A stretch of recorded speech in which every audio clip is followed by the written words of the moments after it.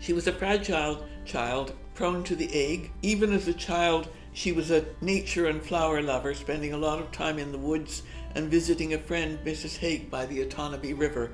Agnes met Charles Fitzgibbon on her 15th birthday, and they married on the 21st of August, 1850, when she was 17, and they moved to Toronto. Charles Fitzgibbon had been admitted as a law student in 1842 and was sworn as a solicitor on the 1st of February 1847. He practiced law in Toronto and became Registrar of the Court of Probate for Canada West with an income of $400 a year. He died on the 22nd of February 1865, leaving Agnes almost destitute. John Wedderburn Dunbar Fitzgibbon died on the 16th of March. That was only a month after his father, in 1865, at age 5 of tuberculosis. William Winder Fitzgibbon died on the 18th of October 1866 at the age of 4 of diphtheria. Both were buried in St. James. Mary Agnes, the eldest, was also ill at this time. Agnes spent time with the children down by the Humber River and in the woods. She did many drawings of local flowers and established a substantial botanical collection. I'm quoting Agnes now.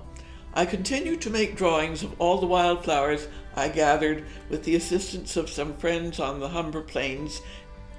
She thought to establish an edition of 500 entitled Canadian Wildflowers, with the botanical text by her aunt Catharine Parr Traill and the illustrations by herself.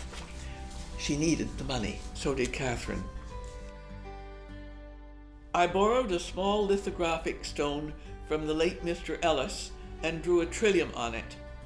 Receiving encouraging commendations from him, I ventured to go on with the work. The first edition of 500 copies, quote, from my drawings on the stones by the late Mr. Fuller, who was then managing director of Messrs. Chewett and Company. Printed, they had to be colored, and again, having to depend upon my own efforts, I set to work and with the help of 2 or 3 young friends colored the edition by hand. The 2 or 3 young friends were her daughters, Mame being the eldest, and Cherry, a photographer and artist of considerable importance later. The second and third editions were printed in Montreal, and these plates were also hand-colored.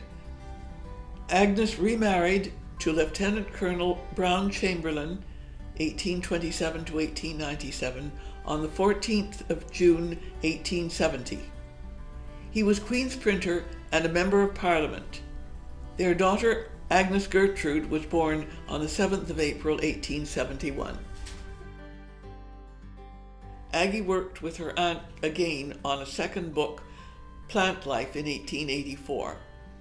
Agnes exhibited paintings at the Philadelphia Centennial Exhibition in 1875 and the Earl's Court London, England exhibition in 1886, as well as becoming a member of the Art Society of New York, which would have been by invitation.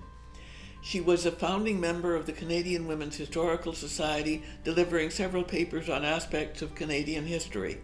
She died in 1913 in Toronto and is buried with her children in St. James in an unmarked grave.